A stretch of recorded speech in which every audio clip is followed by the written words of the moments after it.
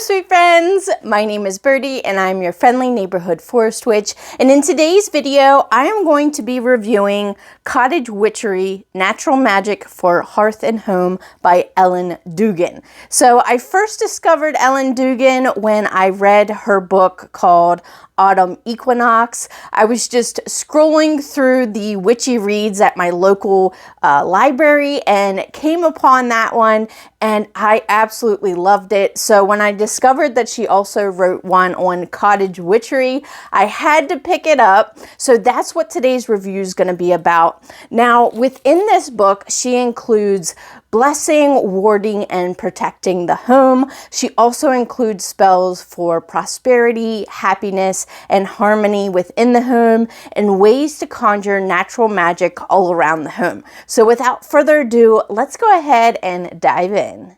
So I've already given you a broad description of everything that Ellen includes within her book, but now let's dive into some specific sections. So she delves into kitchen cupboard conjuring, deities, fairies, and magic of the hearth flame, magical decor, which you know I'm excited about, outdoor rooms like patios, decks, and porches, and also magic involving houseplants, which I was also really excited about. So Dugan states that there's actually a spiritual connection between ourselves and our homes, and I definitely have to agree with this. And when the energies of nature are welcomed within and our homes are blessed with magical purpose, they become sacred spaces. And this starts simply by cleaning your home, not only on the physical level though, but also on the astral plane, because this is where magic lives. And I actually posted a magical spring cleaning video earlier this year, so definitely go check that out. I have a lot of great tips in that video. I'll leave a card up above here and the link down in the description. But the point of doing this is by taking control of your surroundings, you can begin to trigger the natural magic of your hearth and home. So after the physical and astral planes are all clean, you can start by blessing the heart of your home, which is any room where your family gathers, whether it be the living room, kitchen, dining room, porch, etc. And Ellen actually offers a natural magic blessing for the heart of your home. So for this, you'll need a small dish of salt to represent the earth and prosperity, a stick of incense, your choice of scent, and a holder. The scented smoke represents air and knowledge, a red candle and a coordinating candle holder for fire and courage, a small bowl of water for water and love, and then last but not least, matches or a lighter. Next, after you've gathered all your materials, go ahead and straighten and clean the room or rooms to be blessed. Then, light the candle and the incense.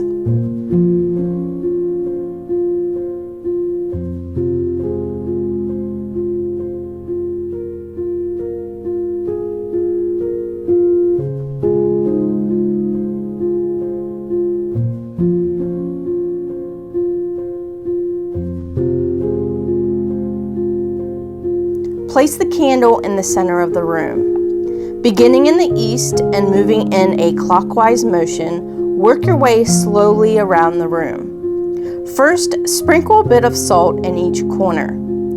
Then, carry the incense around, waving a little of the smoke to help it flow. Next, sprinkle a bit of the water around the perimeter of the room. Then, settle in front of the candle and visualize the blessings from each of the 4 elements. There is a gift of prosperity from deep in the earth. Knowledge is sent along a fragrant breeze from the air. Courage is rewarded to you from the bright dancing flames of fire, and love embraces you from the emotional element of water. Picture these elemental gifts in your mind, and then visualize both you and the people or pets who live with you receiving an equal share of these offerings. When you are ready, center yourself and repeat this blessing. Elements 4 I call. Release now your power, as I bless my home in this magical hour. No negativity can enter, no spirit shall roam. as I consecrate and protect the heart of my home. As you finish the charm, draw a circle in the air above the candle flame with your finger. Spiral it up faster and faster, higher and higher, until you fling the energy off and out into the room. Then close up the spell by saying, "This home is now blessed by my will and desire. I close the spell by earth, air, water, and fire." You may now allow the candle and the incense to burn themselves out. An important thing to note here is that no matter where you live, in the city like I do, or perhaps a royal area, cottage witchery can successfully be used to create a little enchantment in your home.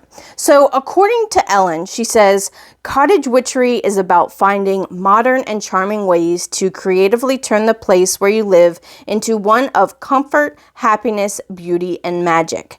Cottage witchery embraces a magical style and atmosphere in the home that is happy, humble, and definitely hands-on.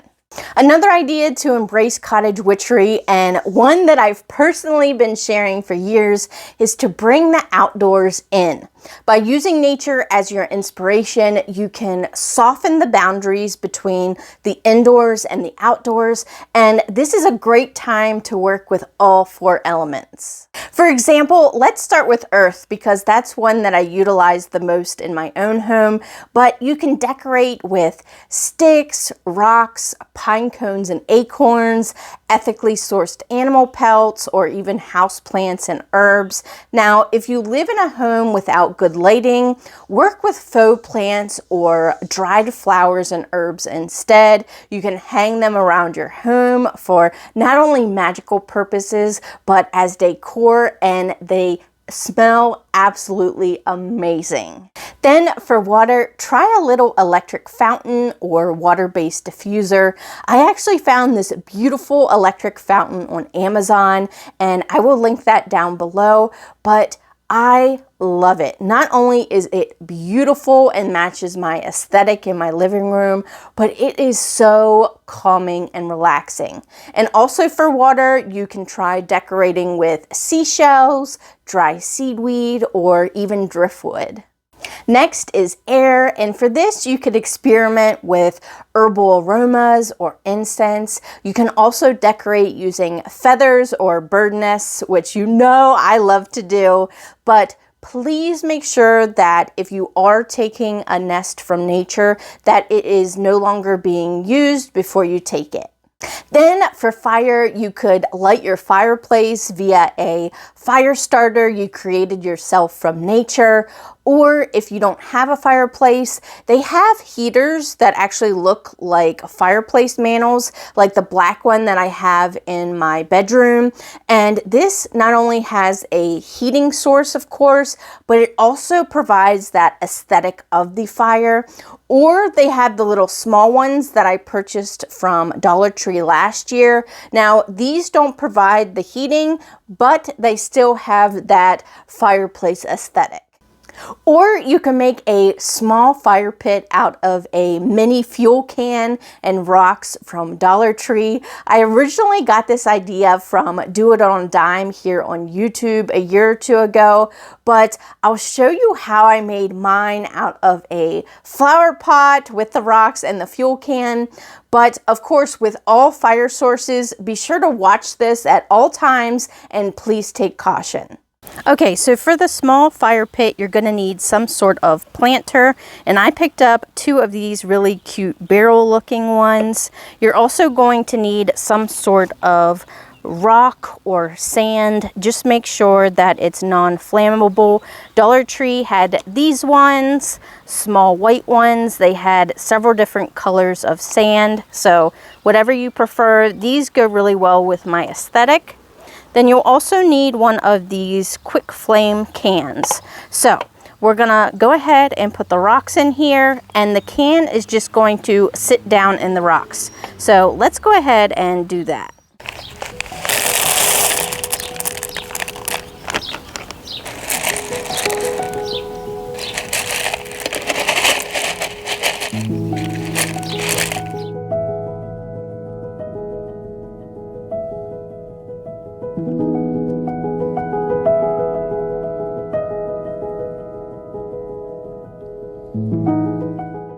But regardless of what the items are or which elements you choose to work with, it's important incorporating cottage witchery into your home's decor that signifies something special to you. And the best part is the majority of the things I listed are free, and I don't know about you, but your girl loves some free home decor. Then another fun way to decorate your home with intention is via your zodiac sign. For example, if you're a Taurus like myself, Ellen suggests soft lived-in fabrics, lots of different textures and earthy colors and tones like brown, bronze, copper, and green, which is my favorite color. Also, natural looking wood finishes like hardwood floors and the texture of brick or stone. Or if you're a water sign, try creating calm and peaceful rooms with the oceanic shades of blue and sea green, purple and indigo. Try adding some bleached out or pale whitewashed furniture and fill up a pretty glass bowl with some seashells.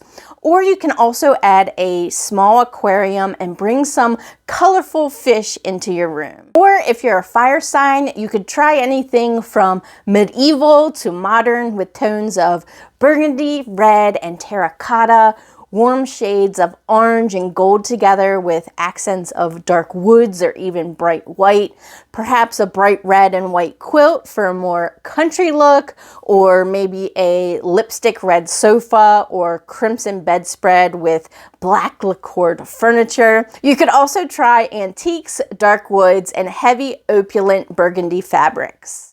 Then, if you're an air sign, try a more modern or minimalist look. Pare down clutter and streamline your rooms. Add clear or frosted glass and mirrors to reflect light and to visually open up a room. You could also try yellows, from that buttery soft yellow to bright yellow, quiet neutrals, pastels, creams, and the very palest blues. Now, based on Ellen's suggestions for your own zodiac, do you already decorate like this? If not, would you be willing to give it a try? Or is it completely off from your usual taste? Let me know down in the comments. I'd have to say, as a Taurus, mine is pretty spot on. However, I also like my blacks and golds, especially when I'm decorating more with an Edwardian aesthetic. Then, in addition to everything else I've mentioned, Ellen also briefly speaks about feng shui and magic for your home office. And there's also a whole chapter on kitchen cupboard conjuring where she delves into spice rack sorcery, simple kitchen magic, and herbal magic. She also describes seasonal natural decor, which you know I loved, as well as how to expand your magic to your outdoor living spaces like patios, porches, and decks. But unfortunately, I won't be going into any of that in this video because then it would be way too long, but you get the drift of where Ellen went with this book. She also offers a household journal section in the back of the book that you can actually copy and use for spice and herb list, spells, decorating ideas, etc. Now, I will say, despite Ellen jamming this book full of cottage witchery goodness, her writing style in this particular book is very gimmicky, almost like she's texting a friend, and I found this to be a bit cringy at times, and her spells are actually written out based on Wiccan beliefs, which of course can be altered for your own beliefs. But I'd have to say, all in all, this book has a lot of great information, especially for beginner witches. Most of the information I already personally knew. However, I did learn some new things that I can start incorporating here at the Witch's Cottage. So even if you are a seasoned witch, it might be a fun, light refresher read for over the summertime. So with all that being said, I would rate this book a 3 stars. So that is it for this video, but stay tuned for June's book review because I will be reviewing In Nature's Honor, Myths and Rituals Celebrating the Earth by Patricia Motley. I thought this one would be a Great book to read heading into the summertime. But thank you all so much for watching this video. Be sure to like and subscribe, and I'll see you in the next one. Thanks, friends. Bye. To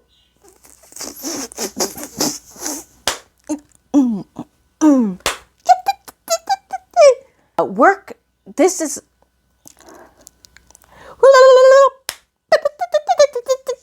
no, that's not it. Okay. With seashells. Oh my goodness. Or they have small ones. Oh, I already said that.